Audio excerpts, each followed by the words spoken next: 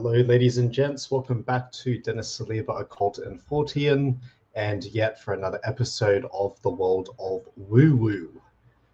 And basically, this section of the show talks about my experiences with ghosts, demons, the supernatural, UFOs, you name it. And in today's part 3 installment, I'm going to be talking about my experiences with demons and Pazuzu in particular, because this is a lineage, an entity that's quite heavily tied within my lineage, and there's no real scientific process towards these types of phenomenon. Just getting some drawings. I've got some drawings here about the experiences. But before that, I will show you who Pazuzu is, and then talk about some of my dreams, my visions, and my experiences. So sorry about before. The internet itself was very choppy. I think there was a public event in my town which was overloading the Wi-Fi because a lot of people were gathered together in the same place. So if my internet was not so great, Aussie internet, from the previous stream, I will try to film this as best as I can. If it's still choppy, I don't know what's going on. So this is by History Extra, the official website for BBC History Magazine, published on the 31st of May 2025 by James Osborne. Behold, here's nightmarish nether regions. The ancient Mesopotamian demon was secretly a divine hero, feared phallic.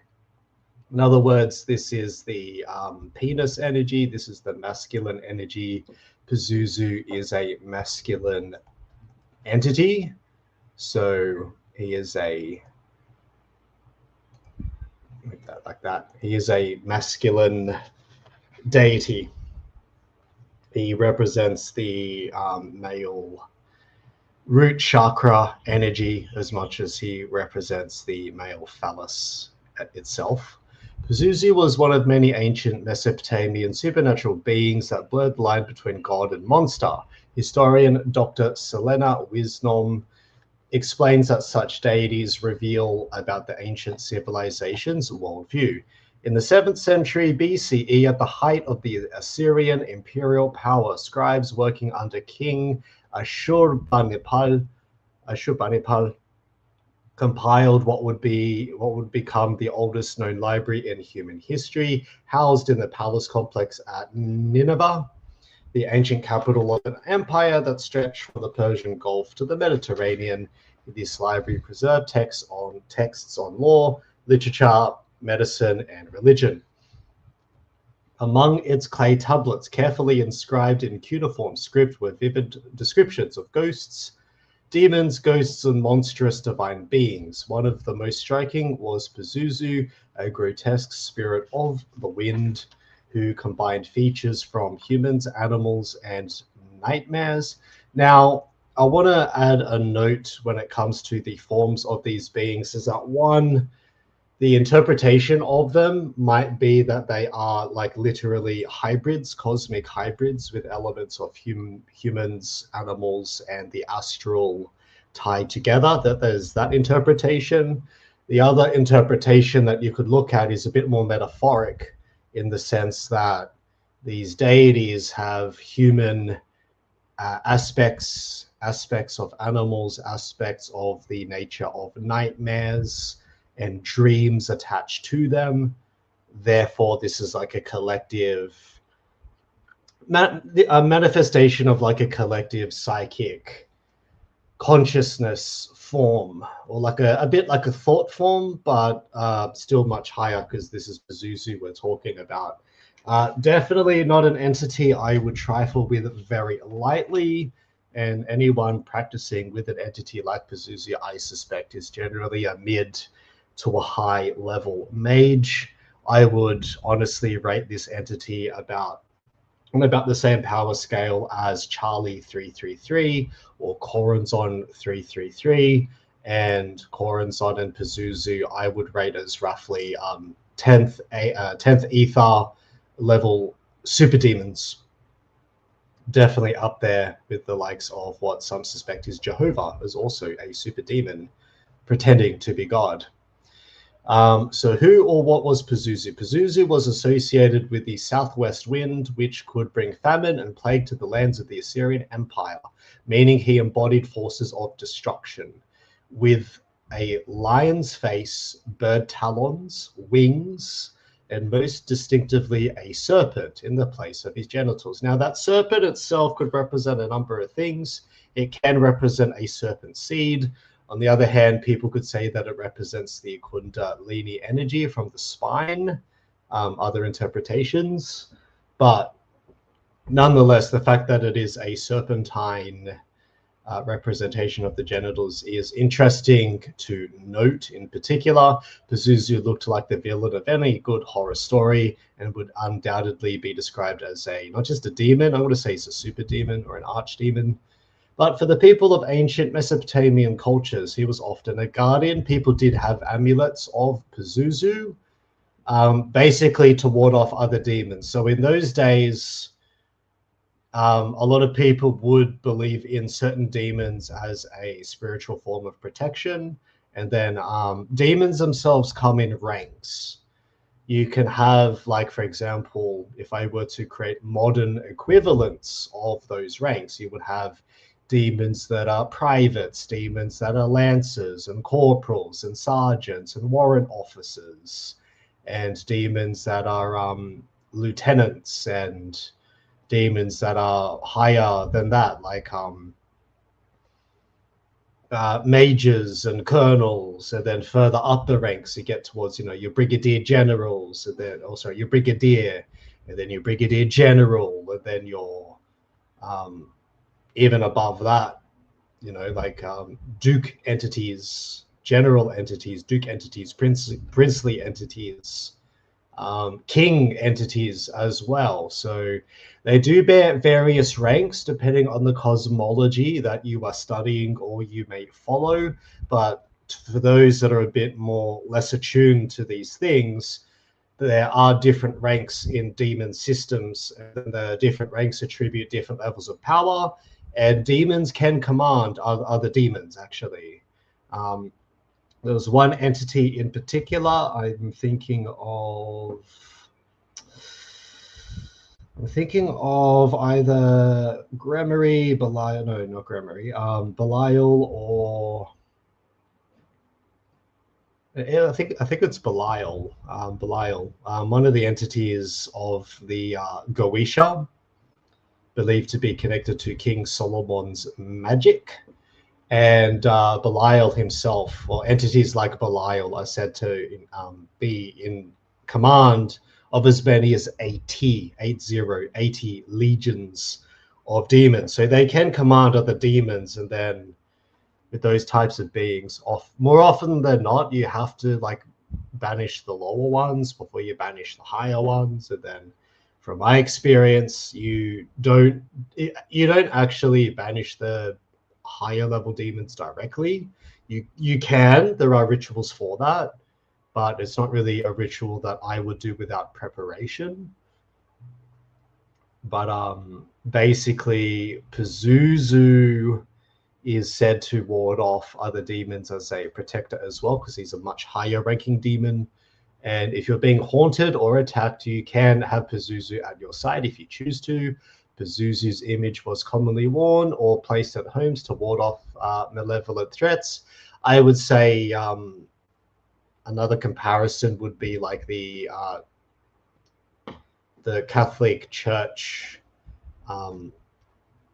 gargoyles of the Catholic Church serve a similar function to that. Not the same, not entirely the same, but a similar function. Pazuzu was actually a demon who the exorcists could get on their side to fight against other demons. And basically, there's another entity quite similar in power to Pazuzu, but more on the feminine female side. And people would use Pazuzu to contain Lamashtu, which is the chaos destruction entity archdemon. Now, this is one of the visions that I had when I was a child, which brings up quite a bit of pain but nonetheless, it's something that I still have to share because I have to let this stuff go so I can move on. So this is a vision that I've had where I am in this castle. I'm not sure if it's Bathory Castle or the Esterhazy house. I strongly believe it's the Esterhazy house myself, but basically you have the sorceress holding me as a baby in this vision. That's me as the baby, and they're about to cut off my head with a knife and pour my blood into a bowl with the magic practitioner there between two archers. Again, what looks a bit like Yakin and Boaz, except this is a bit more hardcore. They've got another baby there. It's just cut off the head off another baby, and they're pouring the blood into the bowl for all of the initiates to drink. And then you have my auntie, this masked, more elderly woman, adorned in rather rich bourgeois clothing, and she's saying, "Spare him, spare him, spare him." And then you have these children crying, and me in this mindset saying, "How many children have you sacrificed?" That's one of the earliest visions that I remember, and the house name was At the Behest of House Bathory. The sacrifice has been made. It's a very painful vision. I'm probably going to get cancelled for this, but again, I'm not promoting Natsock here, okay? Not a Natsock, but this was just the some kind of church, what looked like some kind of church or some kind of beer hall. And this other vision that I've had, people are saying Sieg Heil for Greater Germany. And then you have this priestly-looking guy here saying, "A strong Germany makes a strong Austria." And then you have all these hands with gloves on them down below in front of what looks like an altar with the Templar cross there. And they're saying Sieg Heil, Sieg Heil, Sieg Heil. That's two of the visions that I've transcribed. And I have more, but it's very mentally, spiritually draining to do those kinds of meditations and then talk about human sacrifices done by these kinds of people. And the purpose of this stream is not to tell you that I have forensic evidence, because I don't have forensic evidence of this happening. The purpose of this stream is to show you just my experiences and just to retell the tale. And then down in the comments section or in the chat, you feel free to decide where you stand on this. Am I delusional? Did I astral travel? Is this really something that happened? Or maybe this is an MK Ultra remote projection thrown in my direction, believed to put me on the house of the Bathory Trail, when really I was an Esterhazy all along. And there is more proof of that, actually, that I have. And again, the Pazuzu thing ties very heavily into my lineage, and this is how. So in one of my visions, let's go back to the visions now. I'm about 3 or 4 years old, and I remember very clearly seeing the 4-winged statue of Pazuzu with 2 red glowing eyes appearing in a hallway, laughing and mocking me. And it's like he was calling my attention, and I told one of my online pals about this. I haven't transcribed it yet on my thingo, on my... I have a Substack, by the way. I do have a Substack. I haven't transcribed it onto my Substack just yet, but I do have the vision written down. So it will look like I'm reading up a script, but this dream and vision was so long ago that I'm going to have to just scroll back and just talk about this. So in this vision, I'm given birth, and then there's 2 pathways in this grayish looking realm with like misty clouds in the background. One path leads to a rich mansion with columns adorned in Doric style capitals, all those columns. with an elaborate white roof, very similar to that vision, by the way, with the giant spider mother queen regent entity. And then the other house leads to basically like a poorish European looking house for like the working class. So you have like this traditional Hungarian house on one side, and then you have this other path leading to the other house, the rich mansion. And basically, in this mansion, there was a white roof with gold, high-end, luxurious masonry, full of high-end Masonic-looking gable. There's a Masonic-looking gable in this vision. And in this vision, I'm being baptized in a bowl, surrounded by people in, very similar to this vision that I've drawn, red, white, and black robes, representing different houses in the ceremony. These were mighty men, lords, kings, queens, dukes, counts, holy men with names above their heads, and some are Latinized and written in black ink on parchment, appearing to be both omnipresent and omniscient. The parched ink and the parched paper, but only I can see them in this vision, and I was a baby in this.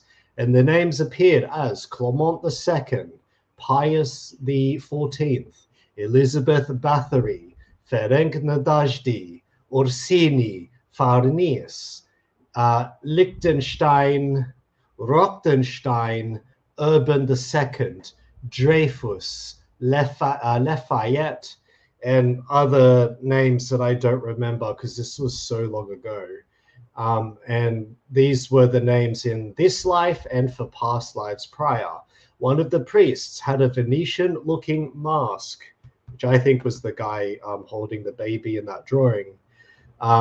He lifted a knife above my head to try to sacrifice me in the bowl. However, what I suspect was one of my aunties, because her energy in the vision felt like family, interrupted the ceremony. She remained unnamed in this particular vision, but she had Masonic and royal looking regalia. But she was older in age. She was more like in her 40s to her 50s. And she had a coat of dark royal red with white sleeves from white fur along the necklace, a little bit like Elizabeth II.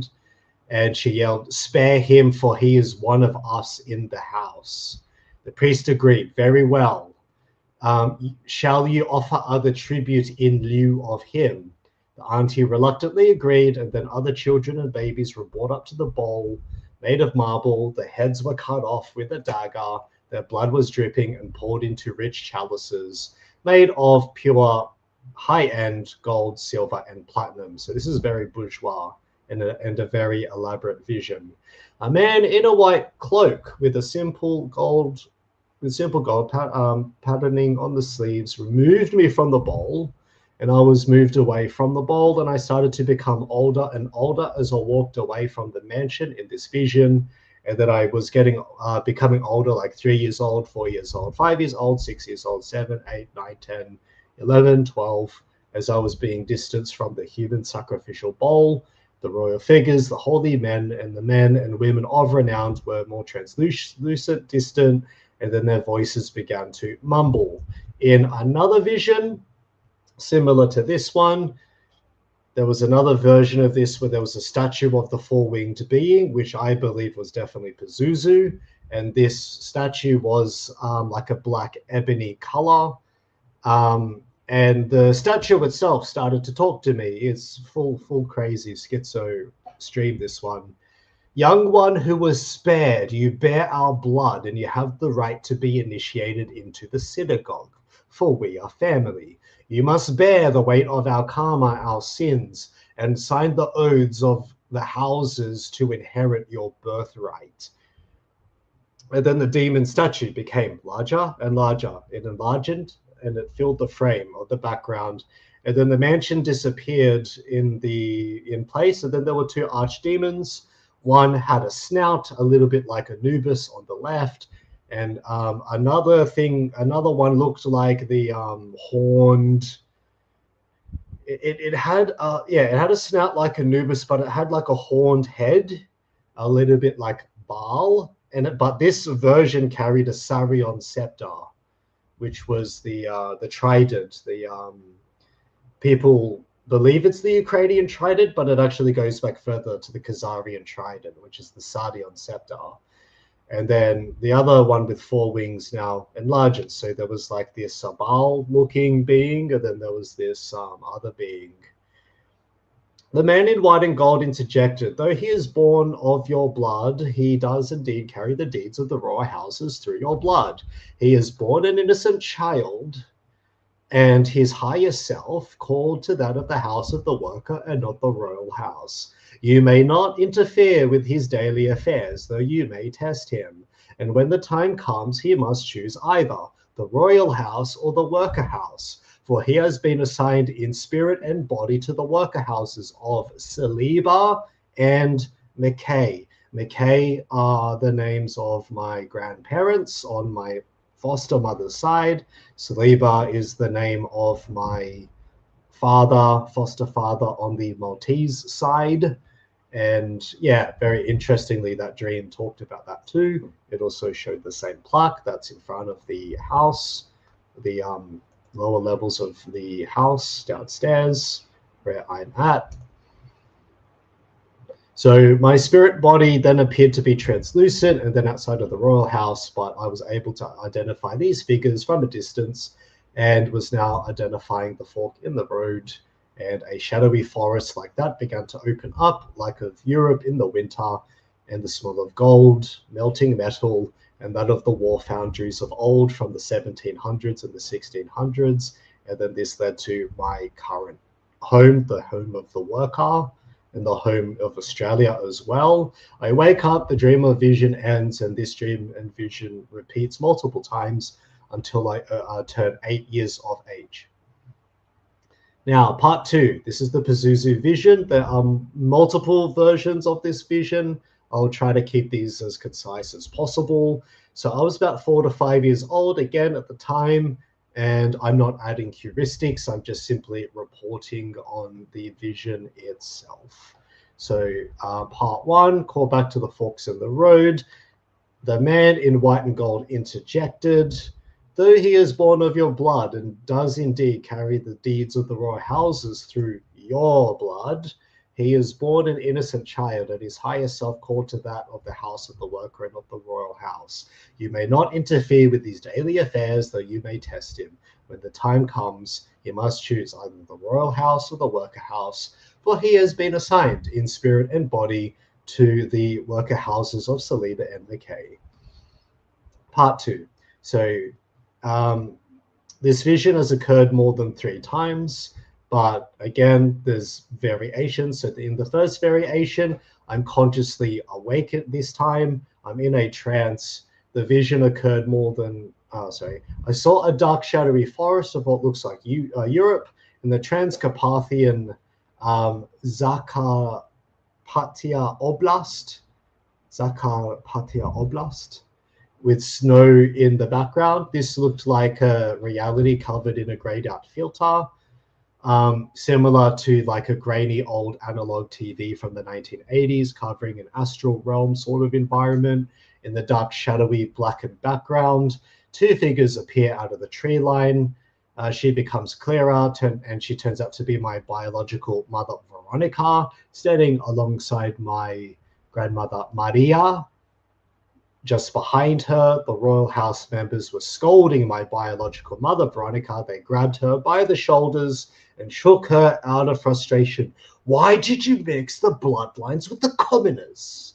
Why did you mix the bloodlines with the commoners? They were scolding her. Though he be a commoner, he hath shamanistic power akin to that of the black shirts we're searching for in Tibet.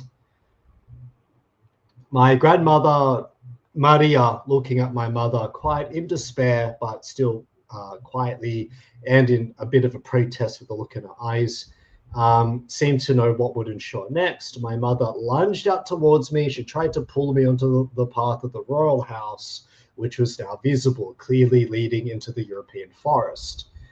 From behind me, it felt like my soul body, my biological father from Laos, his name is Deng, appeared with what looked like his sister, who I don't know. I only met her when I was a baby. I don't actually consciously know her name in waking and physical life. They were wearing the traditional Lao garments. The men wear a suit Lao. One of the pictures is available on the posts of this channel. And then the sister was wearing the female equivalent of the suit Lao. A little bit like a sarong. It's a bit like a sarong from Thailand, but it's got the sash over the sarong. They protested against the royal house, saying, he is our family too. He is of Lao blood and still one of us, for his Laotian name is Wan Khan, which means Tuesday. Tuesday is literally the translation of Wan Khan in Lao tradition. Hey, yo, Sabro. Hey, how you doing? It's one of my OGs in the house. It is Ghoster, aka my friend, one of my OGs from Eastern Europe. Salute. Salute, my friend. Salute. You get to hear my massive, mega, schizo, crazy visions. I showed the drawings too, by the way. Yeah, I have a lot to cover in this stream. So my middle name is literally Wan Khan, which translates into Tuesday. Now, in Lao culture, when you have a baby, you celebrate the day that the baby is born. Therefore, if you are born on a Wednesday, your middle name becomes a Wednesday. If you're born on a Tuesday, your middle name becomes Tuesday or Monday or Saturday or Sunday. You get how it works. So we do not know him as Sincum. Now, Sincum, funnily enough, is what my biological mother, Veronica, wrote a letter to me about, being my actual name, not Dennis. Sincum is the actual name that is attributed to me in the royal house, which, funnily enough, Sin translates into royal in Dutch and Anglo-Saxon, like pre-English Anglo-Saxon, and cum means brewer from Dutch. It's a hyphenated name of Dutch and like medieval, pre-English, medieval English, I guess, Middle English or early English. So it literally translates into royal brewer. And funnily enough, years and years and years later, my grandma Maria gives me the photos of the estate. I'll cover that later. I'm going to read some comments. Just caught you online. Hey, shoot. Yeah, shoot. One of my OGs in the house. The people from Laos reached out to grab my shoulder and my arm, pulling me in the path leading to a house which looked like a Laotian hut. This forest looked different from the one in the background. This was more Asiatic and tropical in nature.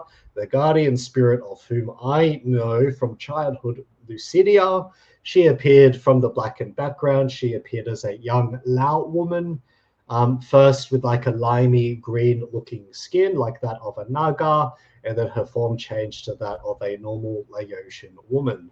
Behind the royal house, the four and she interjects, it is his right to choose, he must choose. Behind the royal house, the four-winged being appeared again in what appears to be him, trying to overshadow the vision in the background with a menacing, trollish grin, this time glowing red eyes like in the statue picture of the article, and a taunting and a trollish smile. Pazuzu again, he was saying he has the right to choose. He must choose by his 25th birthday on August 7th. A synchronicity there on August 7th is that is the same day Queen Elizabeth Bathory was born as well. The same birthday as our patron matriarchal Countess Elizabeth Bathory. The Bathory line, including the Nadajdi 30 times generations, also with great-grandchildren also materialized in the background on the Hungarian side of the forest, first materializing as ghosts and then as full figures. I wake up, the trance ends. Variation 2. The same events happen, but this time the Laotians win. This vision occurs again when I'm in a trance and I'm consciously awake. The Laotian family member successfully grabs my shoulder to escort me to the path to leading what looked like a Hmong hut in Laos. I see family members wearing traditional Hmong Akha dresses and clothing. I covered that on the pre-recording, but I'm going to get an image of that. Believe it or not, I heard ear ringing like 40 minutes ago. Maybe it was meant to tell me about your stream. Oh, maybe, man. Maybe it's a higher sign. You never know with these things. My OG. You never know with these things.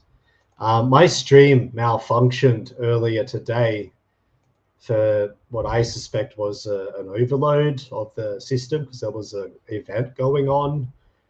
But basically, the stream just completely malfunctioned. The audio malfunctioned.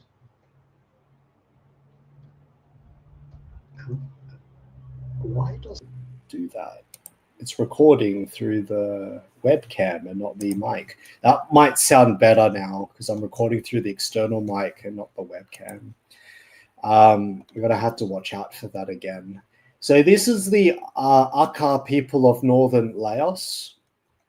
And as you notice the style of the headdress, it is very similar to Tibetan and Siberian influences. They look like a shamanic people. They look like shamans, very shamanistic. I would say that there's also some similarities to Nepalese headdress as well. But the Lucidia and others, like my great-great-grandma, look a lot like this. She looks a lot like this, except her dress is not black. Her dress is like a maroon, shiny maroon, royal, reddy, purple-ish type of color to note. But the headdress is very similar to this. But I might not be Akha. I might be Hmong for all I know. So that's what they look like in the dream, in the vision, the Akha people. All right, back to this. So Lucidia, the Laotian... Oh, wait a minute. Because I'm reading a bit off a script, just so you guys know. So I see families wearing traditional Hmong and Akha dresses and clothing, a bit like the pictures I showed you. I sense that their energy is from a different era, more like 300 to 400 years ago. Lucidia, the Laotian familiar spirit, she grabs me by the arm, walks me away from the royal house. We all pick up speed. Dang, my bio father, his sister, Lucidia, increasingly run toward a Laotian Vietnamese-looking part of this forest in this realm. Lucidia urges me, you must remember your ancestor, for we birthed you too. You were not responsible for the karma and dharma of the royal house, as you are our family as well. I am escorted to what appeared to be an ancient Hindu-looking shrine. There was a tall woman, 14 to 15 feet tall in stature, darker than darkness itself. So much so that you would notice it in space and in darkness itself, because she is so dark, you could actually still see her in space. Made of a word called Shakti, the familiar voice staring at the shrine spoke, and the Akha and Hmong people, the Hmong family members, bowed immediately and reverently. This feminine figure looked at me with sadness. Child, what a burden you must bear, for they have mixed a royal house line of new with a bloodline to that of the old ones. I knew her voice didn't have an exact. I knew her voice, but didn't have an exact name, for she bore the title Jai Ma Kali, the Hindu goddess, not the demon Kali. This is the female Hindu goddess. She had piercing yellow eyes and her body was like black, darker than night itself. She is a Shakti entity. I will show you a picture of Ma Kali. All right. So this is who my royal house ancestors fear. This is the entity I work with probably the closest, actually. That's her. Jai Ma Kali. She is so dark because she is made from the cosmos itself. She is beyond the cosmos, much like, I think, Shiva. And she appears much like this. She's got the very, very dark appearance with the piercing eyes through the cosmos. But she's good, actually. A lot of people, a lot of idiotic Abrahamics say that she kills men, which is not true. She kills the Lord Ravana, who's like the main chief demon in Hinduism, or one of the chief demons in Hinduism anyway. She cuts off his head, drinks his blood, and then eats his, not just his body, she eats his soul body as well, and then her tongue opens up like that. And then she just devours him. She is the wrathful side of Parvati, and she kills all the demons in the age of the demon Kali Yuga, the Kali Yuga age, or the descending age. She goes berserk, and she just kills every demon on the earth and drinks their blood. She is there in her berserker mode with her weapons. Lucidia and Acilia, the other entities in my bloodline, have similar weapons to Ma Kali as well. Lucidia actually dual wields this weapon here. And there she is there again. And there she is there again. There she is there again with the skull of the demons. She's a demon killer. She's a demon hunter. She actually serves a really good purpose in the cosmos. She is the cleaning agent of the cosmos.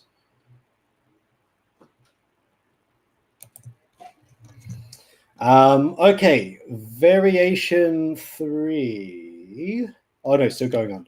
So Lucidia bowed as well. I tried to bow next to her, but the 15-foot figure walks towards me, puts her finger on my chin like a mother does, and instructed me to look up, and I see two big glaring yellow eyes from the goddess. Your family venerates me. That's what she says. That version of the vision ends. Variation 3, the royal house wins. So I'm sleepy. I am asleep in this case. I wake up in my bed, and this is when I'm awake too, in my bedroom. I see figures in full black, red, and white robes literally surrounding me on the edge of my bed, holding candles in their hands. And they chant a Latin-sounding hymn like that of a church choir, but this is like a reverse church choir. My room in the physical world goes like black, like a dark black. And then the figures surrounding me stand all around me, and my vision of me on the bed is that I'm on an altar now. One of the figures gives me a book. I open the book, and the image of Pazuzu appears on the second and third pages. In the book, the title bears the name Rite of Pazuzu. The four-winged statue appears in the foreground with glowing green eyes and congratulating with what appeared to be an archbishop, congratulating me in the background. He was knighting in some kind of a ceremony in front of the statue. I am observing the ceremony across space and time and dimensions. I'm able to observe, but I'm not fully part of the astral reality. The statue's eyes again, they begin to glow to red. Then I am now inside what appears to be the mansion of the royal house again, but this time there is a red carpet in a cloudy, icy fog surrounding me. But on the red carpet, I see a TV appear like a movie clip to my left, and this is the knighting of Jimmy Savile from the Archbishop, doing the knighting ceremony. And because this is the 1990s when this occurred, Prince Charles is also present. I stand up from the altar, escorted by figures in robes, and asked to take a knee on the red carpet by what appears to be the Archbishop of Canterbury. As I walk down the red carpet, I age into what appears to be about 25 to 26 years of age. I am kneeling, wearing a fancy suit with medallions and regalia all over my outfit. A sword touches my left shoulder and then my right. And the Archbishop recites the oaths of the house, as well as that to the people, and the Esterhazy crest is present and above me in the center of the foreground. Let me get a picture of the Esterhazy. Yo, did you barely start? No. I had to film again because the last stream had audio issues, and the last stream also had like internet connection issues. I think because there was a local event going on, because there's a convoy, a big truck convoy that they hold here every year, and they raise money for cancer. And I think all the people were using the Wi-Fi at the event, so it kind of like sucked all the bandwidth. That tends to happen. Let me find the Esterhazy crest, because I am actually related to these people somehow. This is full schizo law drop now, babbling. Nothing's being hidden anymore. So that's the original crest of the House of Esterhazy. They are the inheritors of the assets of the Bathories and Matthias II and the kings after Matthias II. And they have properties over parts of, I think, parts of the Czech Republic, parts of Slovakia, parts of Hungary. They're a pretty rich family. Parts of Austria. They're very tied heavily with the Austrians. I suspect that they're married very heavily into Chase & Co. Bank's owners, and the Dukes of Earl, which is the Rothenstein family, and the Dukes of Earl, which they're actually one of the arms of the House of Windsor, because they're all connected anyway. But that was the crest that I was kneeling in front of in the vision itself. Relatives of mine, my relatives apparently are these guys. That was the crest. That was the same crest in the vision. It's right there. Same crest. So it was the latter crest that was in the vision, not the earlier blue crest. I can't speak today. So yeah, the sword touches me on the left and the right. In the background, the royal house families observe in silence, but this time they're not wearing the Venetian masks. They are sitting down on chairs, as if they're in a church congregation watching me. I am instructed to stand up, and I'm given what appears to be an old grimoire in the astral realm, not the physical, but this trance is happening in the physical. Then I am now inside what appears to be the mansion of the royal house on a red carpet. It's cloudy and icy, fog surround me, and I see, I talked about that already, that's the knighting of Jimmy Savile. In the background, the royal house family members observe in silence. They're not wearing Venetian masks. I've read that already. They're sitting down as if they're in a church congregation. The smile on the statue changes, and the crest of its grin deepens with an omnipresent, dark, and haunting supernatural voice. It said, "Bishop, begin his initiation of me. He shall be initiated into the right of my house." That was Pazuzu speaking. The fourth variation, in this version, I'm kneeling on the red carpet. Again, I'm in the mansion, but this time I'm in the house with marble white floors, an altar in front of me, not too different from the Roman Catholic Church altars, in a cathedral with ornate decor, with two candles, like in the vision that I have earlier. This vision here, I've drawn it because I'm about to release these, burn these and release these. And the Pazuzu statue, again, is sitting in a chair behind the altar this time. Pazuzu explains to me the rite of his initiation in detail. Do you know what the initiation entails? 10 years of psychological torment, terror, the witnessing of a crime past, being embedded in the aftermath of said crime, and then meeting meeting in person at the royal house itself. This is the pre-initiation stage. For in order to command the winds of change, chaos, and then settle it into stability, ye must go through the winds of change, chaos, and suffering. The Archbishop closes the grimoire in half like that, covers it in an ornate royal purple cloth.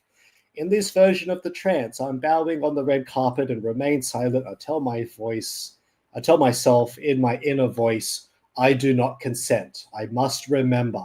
I insist. I must remember. I must remember. I must remember.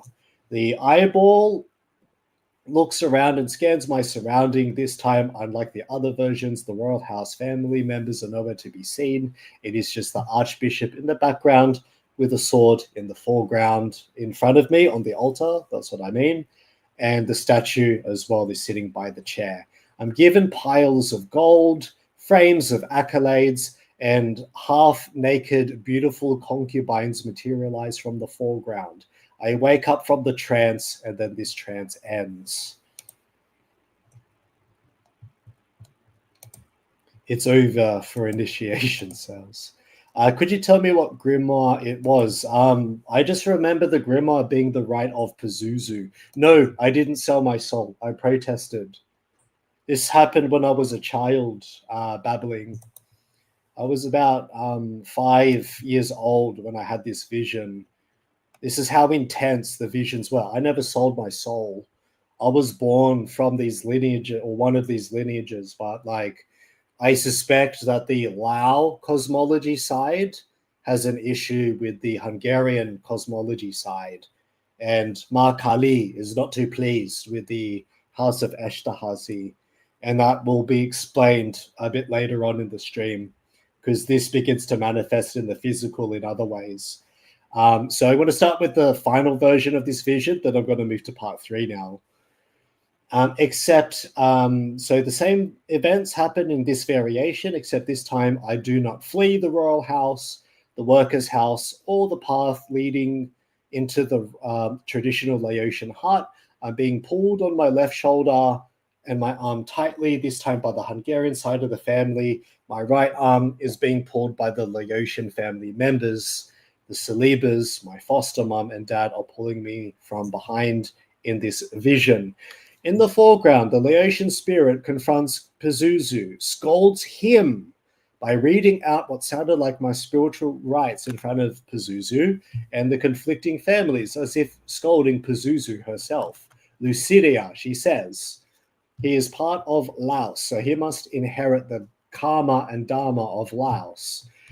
The one who should be scolded is his mother, for she mixed the bloodlines of the royal house with the house of the Akha and the Hmong peoples, alongside with his Japanese, Tibetan, and Thai ancestors of earlier timelines dating back to the Khmer Empire and before. Pazuzu retorts, yes, it is true that he is of Laotian blood, however he bears royal blood from the new ones. Therefore, he must bear the weight of family karma, of his shoulders. His actions and choices will determine the margins of that karma, so under spiritual laws, we shall have the right to initiate him. Kali Ma appears. This time she unsheathes her swords in a dual-wielding fashion.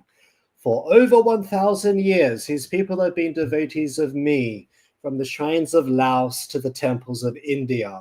The spirits argued with each other, and I became increasingly smothered in an icy fog and etheric icy cloud. I wake up from this trance, and unlike the other trances, this happened to me when I was awake and I was playing with my toys. I'm still in the process of transcribing part 3, but no, I didn't sell my soul. I was asked to, but I didn't sell it. This didn't happen until much later in the physical. I didn't do it. It sells brutal. It was pretty brutal, those visions. But I've talked about them already, and now I want to move on to when it goes into when I'm in university now. So I'm going to skip like 13 years. Sorry, I'm going to skip about 10 years into the future. I'm about 18 years of age. This happened to me when I was awake in my uncle's house. I remember feeling this is part 3 of the vision that I haven't transcribed yet. I am in the process of transcribing it because this triggers me a bit. I remember a heavy, heavy, heavy feeling from an invisible person, like force pressing down on my chest. And like it felt like it was trying to rip off my clothes and then do things to me. Again, I'm not saying that it happened. I'm saying this is what the sensation felt like. And I was consciously awake in my uncle's house when this happened in 2009. I barely graduated high school then. I was in year 12, about to graduate high school. And then this thing does things, and it's like as if I get put into a trance, and then like again, the cloudy, grayish astral vision appears, this state that I'm in, and then I'm brought as an adult now, brought in front of an altar, in front of this astral vision of Pazuzu. It's gigantic. And this is a big house. Like my uncle's house is huge. So basically, you see the height of the roof here. The height of my uncle's house was about times 1.5 times the size of the height of this roof. So this is like a very large room. And like the Pazuzu statue vision appeared to be like basically touching the roof because it was sort of in between dimensions. And then I see this vision of this girl. Her name is Jasmine, my Jasmine, that I end up dating 5 years before I meet her in 2013. 5 years. I see a vision of her and her being R-worded by a family friend of hers. And I sort of like see this convergence of timelines. And it was like as if I was going through what she was going through in this vision. And like I could feel that sensation as she was going through that sensation. But it was like I was seeing her in the past. And then there's like me from the current timeline going back into that. And then I'm warned by Lucidia and also by Kalima. Kalima appears on the right. Lucidia is there as well. They unsheath their swords. And I basically get told that part of my soul contract is to date this girl. She will be unfaithful. She will cheat on me by a guy named Mark. About 4.5 months later, when I'm dating her. And my part of my soul contract was to answer her prayers and get rid of the demon of child R-word in this vision.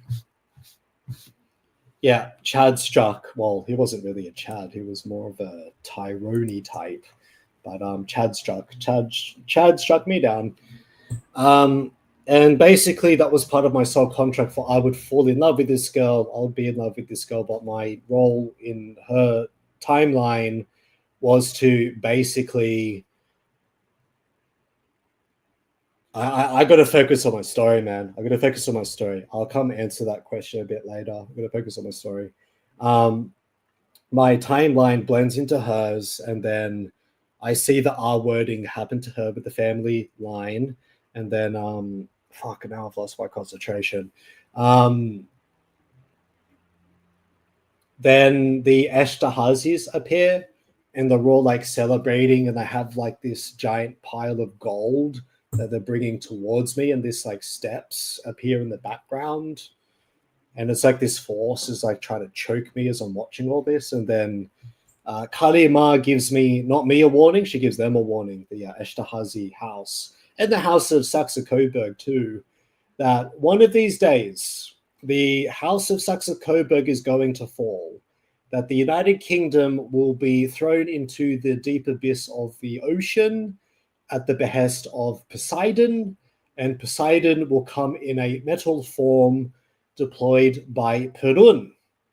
Perun, funnily enough, is like the Slavic version of Thor. And the Slavic version of Thor is believed to be Ukrainian Russian in origin. I don't know the precise origin.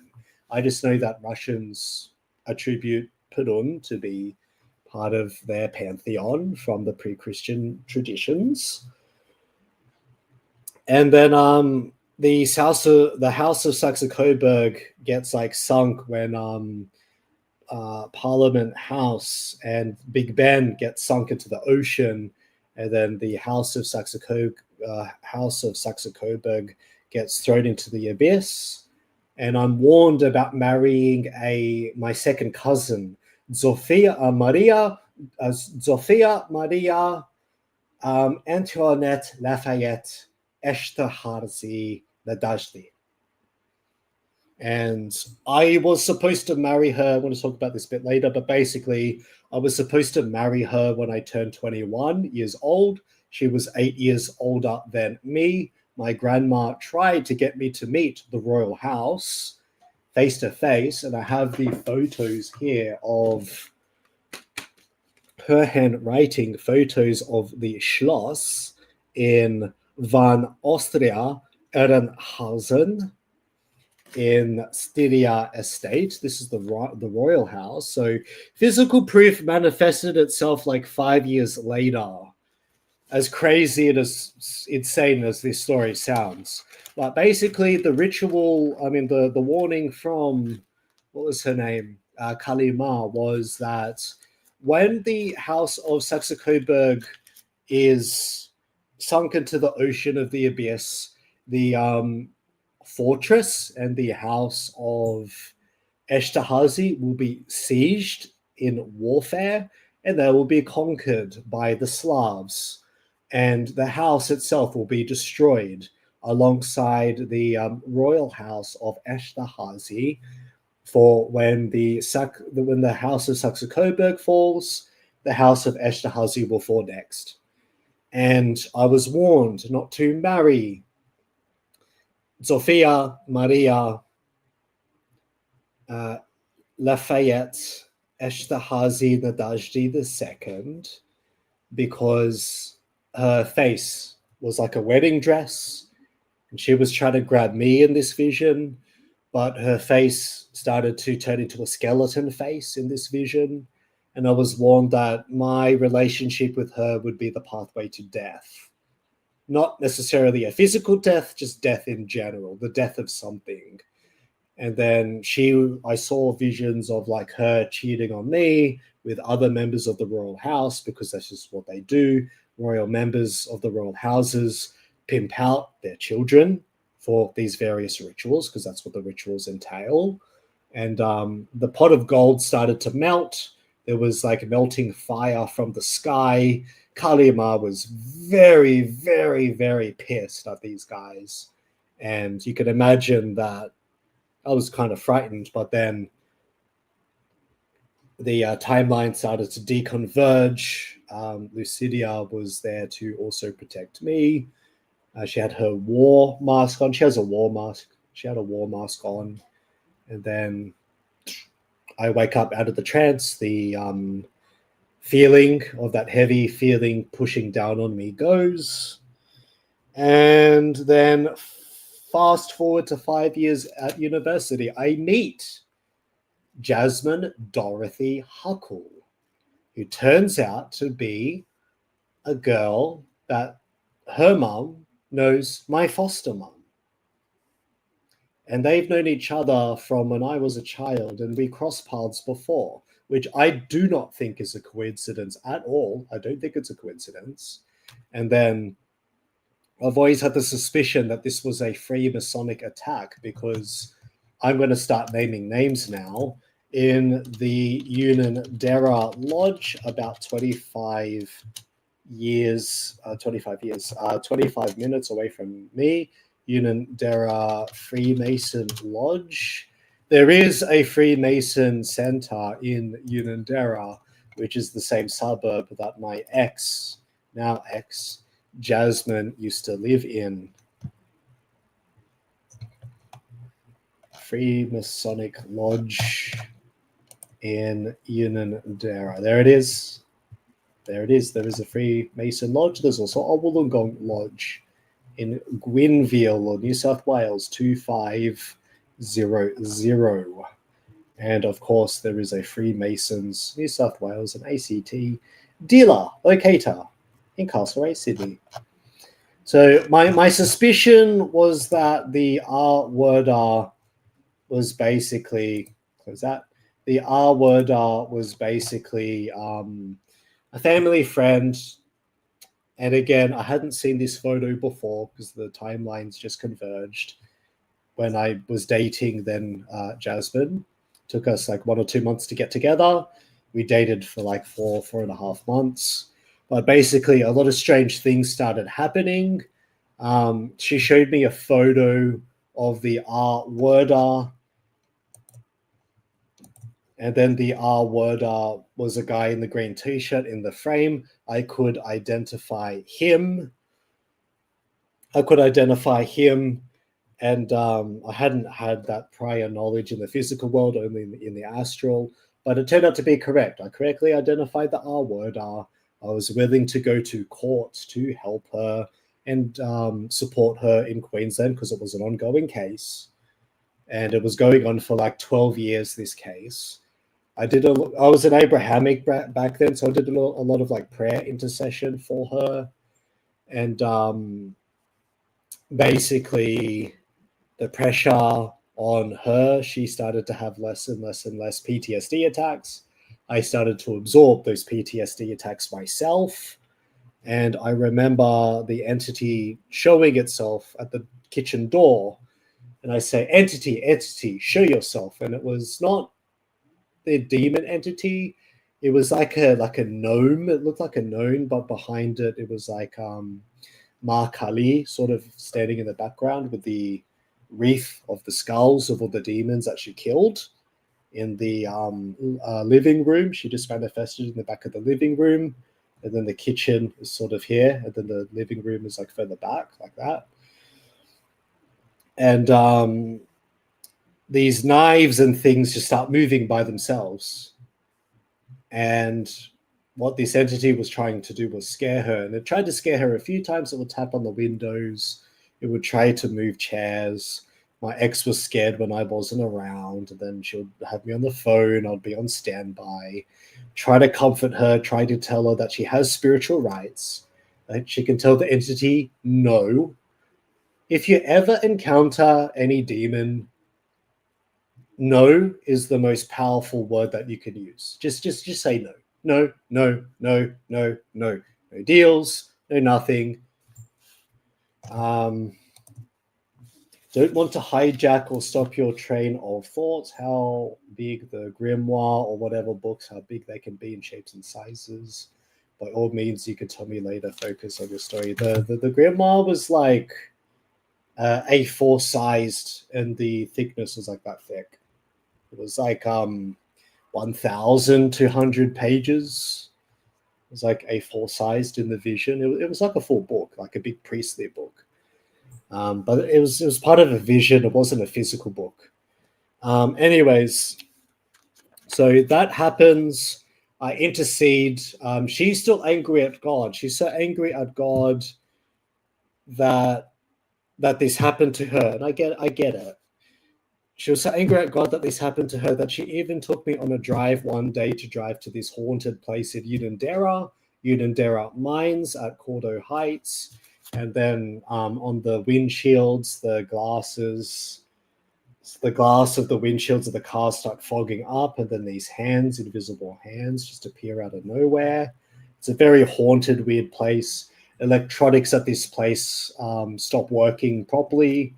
And then when you leave at a certain range, when you're driving down away from this hill, the electronics start working again. Sometimes the car engine stops working. But my ex tries to confront this thing, and she sees the gnome-looking demon attached to her, which is the demon of the child R word. And she sees it outside of the car, which I don't know why she was trying to seek this thing in the beginning. but she had this fighting spirit in her, I guess. So she wanted to fight it herself.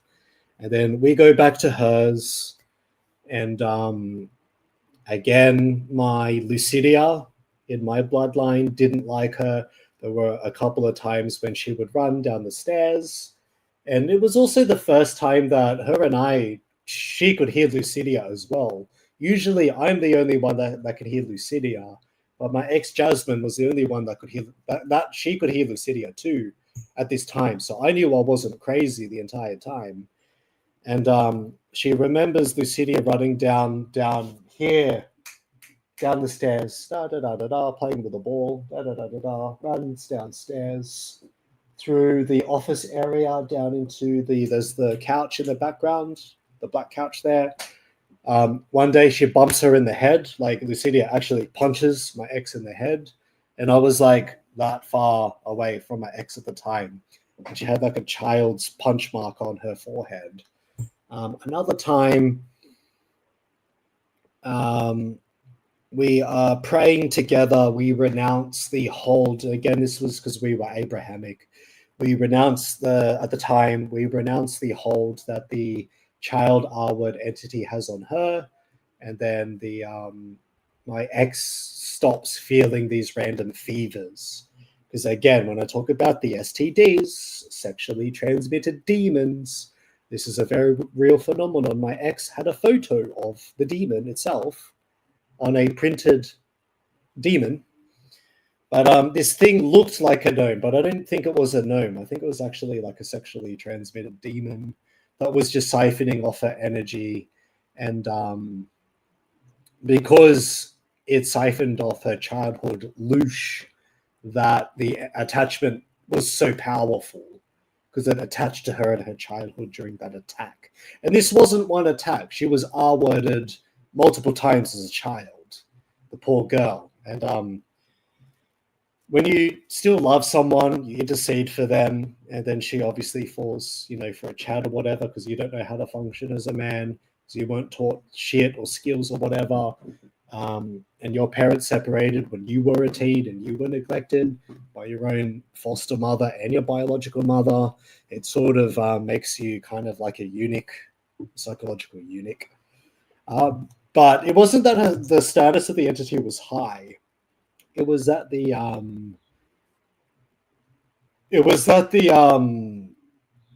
entity attached to her so early in her childhood. The entity got a fix of her childhood loosh.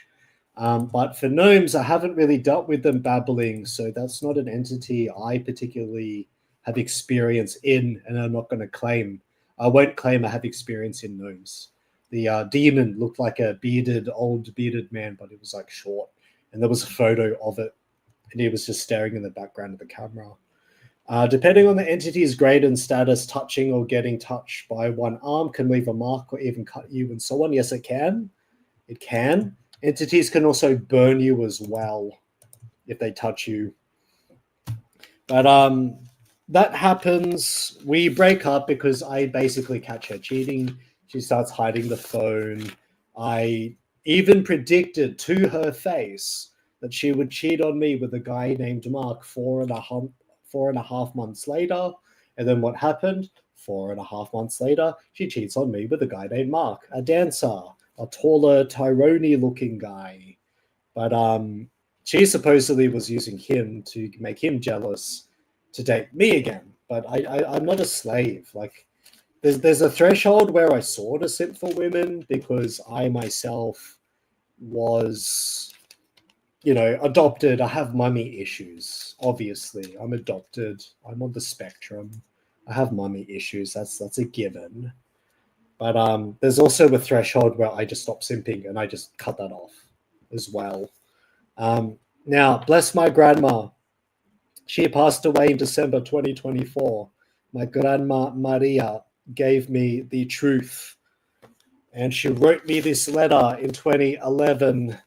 This was about, 2 years before we dated Jasmine. Okay, so now I'm going back in time. I'm going back in time now. Letter in her handwriting. Now, bear in mind that English is not her first language. My grandma got the aura, bro. Bro, my grandma survived Nazism and communism. My grandma grew up under Nazi Hungary, and then she survived communist Hungary afterwards. You have to be a tough, ironclad warrior to survive both of those regimes. My grandma survived both of those regimes. She's the closest thing to like a motherly figure that I have in my life. And without her, I wouldn't have the truth. I would like to leave a new postal address to my grandson, Dennis Saliba, because I'm moving back to Europe. Address is place. I'm not going to read out the place. After me with letters. Also, I sending to Dennis photos 13 of the Schloss in Austria. Could you please give him? I wish to Dennis in life all the good things. I love him. I always did. My journalist relative in Europe. He is owning magazine and newspaper. He is going for legal action on the bad people. And again, this is physical evidence now. Who are the bad people? Who are the bad people? Is hurting me too much. So I suspect that they've also been gang stalking my grandmother, my mother, and myself. And long time ago, innocent, good person as me, and the bad peoples with the law get what they deserve, imprisoned will be. And we want compensation because the bad ones. Also, all of the rubies will be in the newspapers with names and who is behind this. I hurt too much very long time ago, and I did not do anything wrong. Yours sincerely, Maria Florian, 1st of October 2011. Now, she was trying to get me Germanized by moving me to Austria to get me to meet with my other relatives. I would have had to have signed the Masonic oath in person at the Schloss, which looked awfully a lot like my dreams. This is the most triggering image of them all. Remember this picture that I drew from my memories? Looks awfully a lot like this place.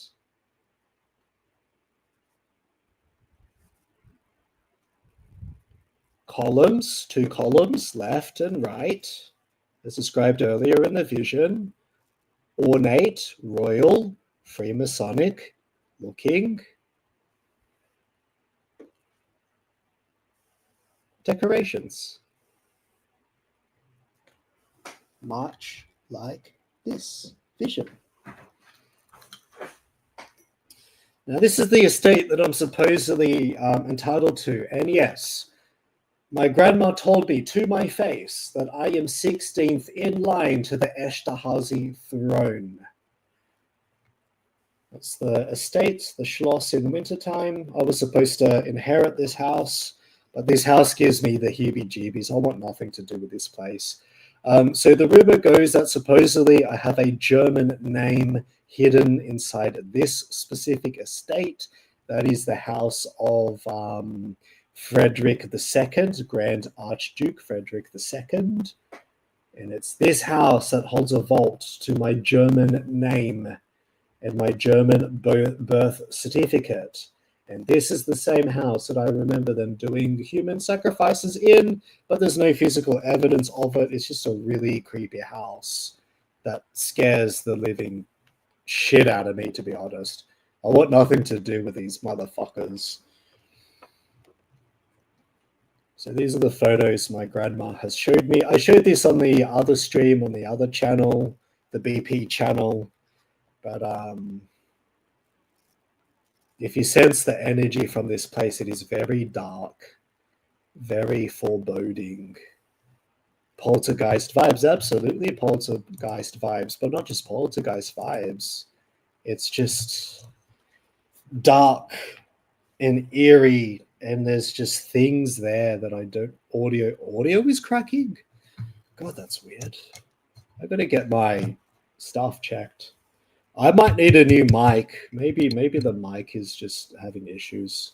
This mic is nearly like 10 years old now. There we go.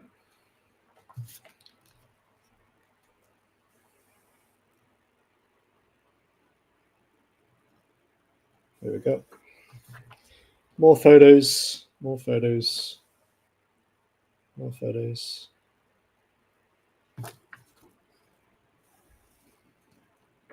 Another shot. I think that's Archduke Ferdinand II's house. It's a bit feels empty. Archduke Ferdinand II of Hungary. I think that's his house. Very, very ornate, very bourgeois. That's the tower that I was supposed to be a part of. That's not an entity, by the way. I think that's grass. But if that's not grass, that awfully looks like an entity. Look at that. You think that's grass or an entity? Look at that in the corner. That's pretty creepy. Because, like, what's strange is that that side doesn't have grass. Or do you think it's just like a misprint?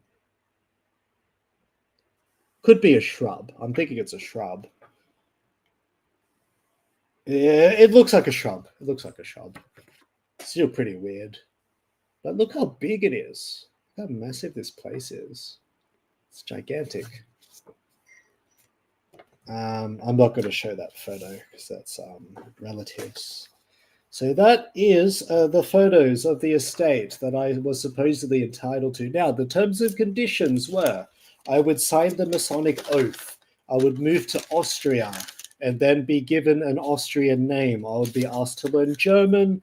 I would be expected to learn German tax law on behalf of the EU. I would be under the protege. And again, this is a verbal contract. You don't have to believe me. That's fine. But in Australian consumer law, a verbal contract is legally binding. So if I said yes, I would have sold my soul unknowingly. I am happy I said no to this because my intuition warned me about this.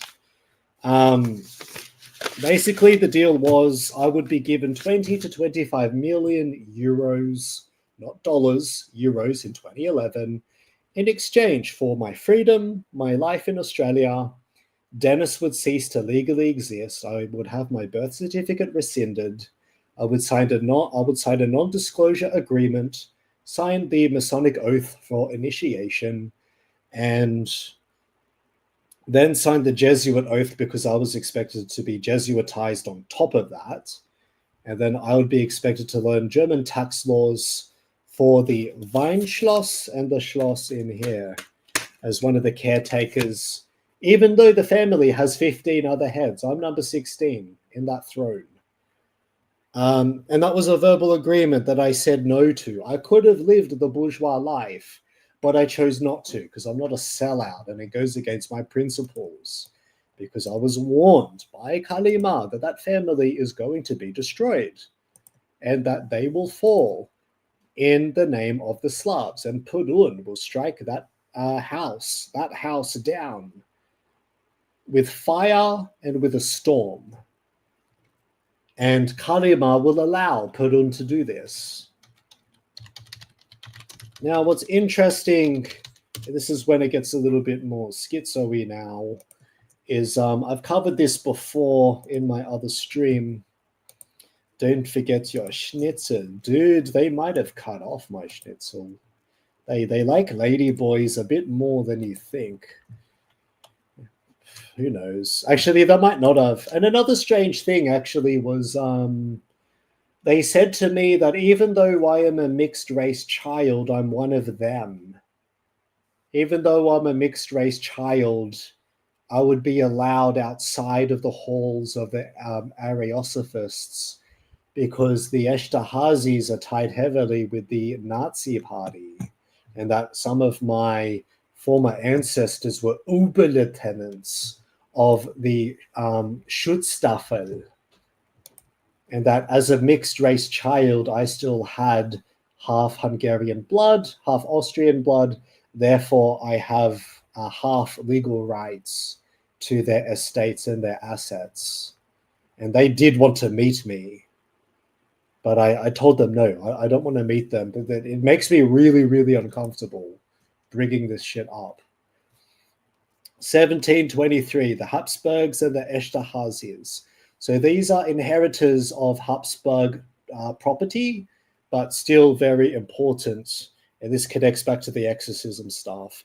The Habsburgs dominated Austria and Hungary and influenced the Austrian Netherlands and much of Bavaria, Bohemia, and Moravia. Remember, back in your history, that Queen Bella IV, Maria Bella of Bavaria, was also an inheritor of those territories. The defeat of the Ottoman army outside the gates of Vienna in 1683 allowed the Habsburgs to expand territorially into the Balkans as Ottoman forces retreated. Francis I, the consort of Maria Theresa, former Duke of Lorraine. That's another title similar to the Dukes of Earl and Jersey, then Duke of Tuscany, was initiated into English Freemasonry at The Hague in 1731 and raised at Sir Robert Walpole's Horton Hall in Norfolk in England. Later the same year, he was Austria's most prominent Freemason, but running a close second where members of the Esterhazy family, at least 7, were active in the order. Count Emmerich, a member of the Zergutronte Hoffnung Lodge in Vienna. Count Franz, a member of Artorkanen. Sorry, I don't speak French. My French is not very good. Artorkanon. And Count Franz of Serafin, a member of Zergetroten Hofnog and de l'Union in Brussels. Count Johann Baptist, the member of the Lodge Zergetronen Hofnog, and Count Johann Nepomuk, master of Zergetronen Hofning. Prince Niklaus, deputy master of Zergetronen Hofnog, and Count Niklaus, a member of Nürgruktonen Hofnog. And again, I don't speak German. That's the best German that I can master, that I can know of. But that's just me reading from the source there. It's only respectful to try to speak the language properly as best as I could. Probably the worst German you've ever heard.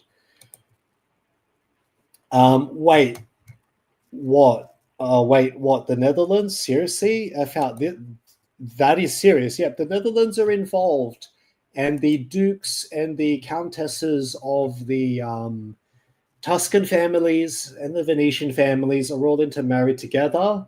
Austria is very heavily tied with the trade route for Italy to Spain. Sorry, not Spain. Italy into the Swiss Alps. And House Farnese and Orsini, so not Farnese, House Orsini has a very strong influence in this region as well. So it's not just the Hungarians or the Austrians or the Germans. The Netherlands and the Italians have a hand along this route. The Esterházys association with Freemasonry had begun a short 2 days after the Duke of Lorraine's initiation, the English Duke of Lorraine, and was reported in London's Daily Advertiser on the 9th of August, 3 days after my birthday, 1733 though. On Tuesday last, Prince Anthony Esterhazy lately arrived here, and another German nobleman, a relative to the Elector of Mainz, were admitted free and accepted Masons at the French Lodge, held the first and third Tuesday of every month at the Duke of Lorraine's Head in Suffolk Street. Prince Anthony Esterhazy was Paul II Anton Esterhazy the Galanta, originally a Hungarian nobleman. Unlike other Hungarian and Magyar aristocrats, the Esterházys were loyal to the Habsburgs, and when the Ottomans were defeated at Vienna, the family received land, cincias, and titles with Leopold I, raising the Esterházys to hereditary princes. I am from a princely family.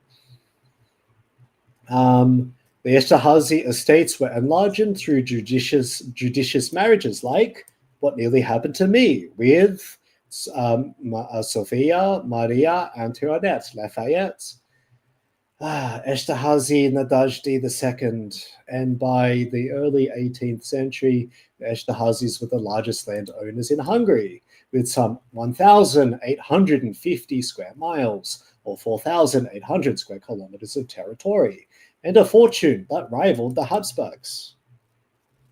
Within the remit of their estates, their authority was absolute, and their tenants remained feudal serfs until the late 19th century. Paul Esterhazy was succeeded by his son Michael, and then his brother Joseph. Paul Anton inherited at the age of 10 his mother Octavia, which is who Maria, the other Maria, not my grandma, Maria, Sophia Maria, is related to Octavia, and Count George Erdődy, imperial privy councillor, managed the estates as co-regents, which I was supposed to be a co-regent too, until he reached the age of maturity in 1732. I'm not going to read all that, but basically you get the idea that they have ties with London and the London Lodge and the French Lodge and the Dutch Lodge. And they were also seeking British support against France, Spain, and her allies. And yeah, there's a lot of lore drop there, but that's who I'm supposedly related to, because I've done 2 DNA tests. And crazy, huh? Crazy. Serious loose manufacturing, yeah. With that in mind, it looks like what Europe is experiencing is a ritual and farming for now, but I think they want to aggravate Europe into a unity to bring back the legitimacy of nationalist socialism, and then they're using the left wing to agitate the right wing to bring out a right-wing order. But I might be wrong. That right-wing order might be a United Nations agenda for a unified Nazi Europe. But I might be wrong. But I was supposed to be under the protege of the House of Merkel and the House of von der Leyen. So now you know how deep my lore actually goes. But all means, don't put yourself in harm's way by making this video. At least as long as you said there's no leverage targeting you, there's not. There's not any more Ghoster because my grandma passed away. That's why. That's why I can make this video, unlike the time that I did and tried to in 2018, because the leverage is gone. My grandma's passed away, and it's just me. And I've said no to the oath already. So basically there it is. Basically the exorcism of my ex was successful. She renounced the demon. She renounced her ways. Yes, she, dated some other guy, whatever. It was past his past in 2013. But I find out about this 2 years before I was supposed to, before I dated Jasmine. And then Jasmine renounced the entity. She ended up dating a couple of guys, and then she ended up marrying, I think, the guy that she dated before me anyway. She married the church guy. But basically that soul contract was fulfilled. That soul contract was fulfilled. And her prayer was that she wanted to meet a dark brown skin guy to help her with this ritual. And she would write letters to this fictitious dark brown skin guy, which was supposed to be me. And then, of course, I got outcompeted by a Tyrone. I'm not going to show photos of her, of course, but that is what happened from my perspective anyway. The entity was successfully banished. The family also got involved. They did a prayer group, and then they renounced the child R-word entity. And skipping forward to many years later, I'm not going to talk too much about the gang stalking part of my life, but I do want to cover this. This is my foster mom now. I've always suspected that my foster mother is from a Freemasonic lineage as well. She was a former mid-level politician in New South Wales in the 1990s to the early 2000s. The federal government dissolved her seat after she refused to sign an oath and a corrupt deal to progress further in her career. Sadly, this will never be brought to light, even in the courts, because she's already signed a non-disclosure agreement anyway. I am the orange texting her, and she is the red. So I still think that Freemasons tried to recruit you in Parliament back in 1998 to 1999. I also think that Pop on your side might have been one of them, or a victim of one of them, possibly, was the admission. Does it not fully show? It doesn't fully show. That's a shame. Basically, it says, I've got the stuff in Discord anyway. Possibly his father was a Freemason, and he was a stern and cruel man. Very stern and cruel man. Bingo. May all the generational curses be broken. So it's unfortunate that that doesn't show, but it's out there. I've talked about this before in 2019 when I had a certain guy from Canada try to blackmail me against my family in 2018. He tried to blackmail me, tried to leverage my relationships with my family. This troll tried to personally get involved in my relationships. But the truth came to light anyway, even if it was like 20-something years later. So that's my experience with an exorcism. I did perform an exorcism on Jasmine, and it was successful. I've seen an exorcism done in a church before, back when I was about 16 years of age. There was a 5-year-old boy chanting in this very dark demonic voice. He did this, and this prayer lady was like that far away from him, not in arm's reach at all. The boy did this, and he threw the prayer lady. She was like 160, 170 pounds, and she was taller than me. She was like an Anglo 5'7", 5'8" tall lady, taller than me. And this boy just did this, and he like threw her across the room with like an invisible force. It was the most bizarre thing I've ever seen. But there was like a prayer group of this Christian deliverance prayers, or deliverance intercessors, because you can pray on someone else's behalf. And they were praying this entity away. And I saw that, and that's when I sort of knew that all of it was real anyway. And that I wasn't crazy. I wasn't being hazed for no reason. That deep down in my soul spirit, I was being hazed by my father and my foster mother, foster father. Everyone was hazing me because they were expecting me to rule. I was expected to be 16th in line to this fucking throne that I want no part of. And I'm in the process of transcribing that third part of that dream that I've told you on live stream, that vision and my experiences, because that's when the stuff happened to occur in the physical. And part of the initiation of Pazuzu is to be R-worded by family members or family friends, and to go through 10 years of humiliation. So I would say Humanus Invictus, guys. Don't make bargains with these types of entities. Learn from my experiences that no matter how powerful an arch entity is, that you can always refuse them. You can tell them, I do not consent, again and again and again and again, and you have the spiritual rights to refuse them, and you can slow them down in their agendas, because they're on a time scale, you're on a time scale, but because you're a physical being, you're way less on a time scale than they are, because they have to manifest with all these rituals and all of these sorceries and all of these whoredoms and all of these other dark rituals. But because you're in the physical world already, you have the power of the earth and the cosmos inside you to refuse them. And you can delay them, delay them, delay them, delay them, delay them, and then they have to disappear at some point.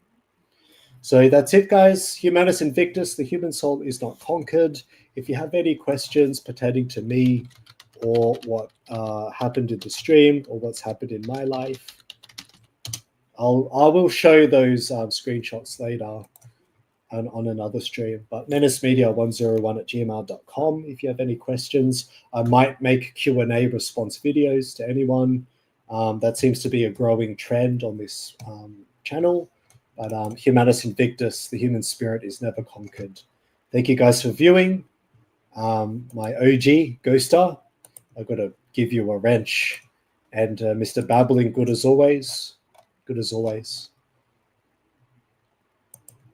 Stay vigilant, stay sober, stay sharp. They're out there.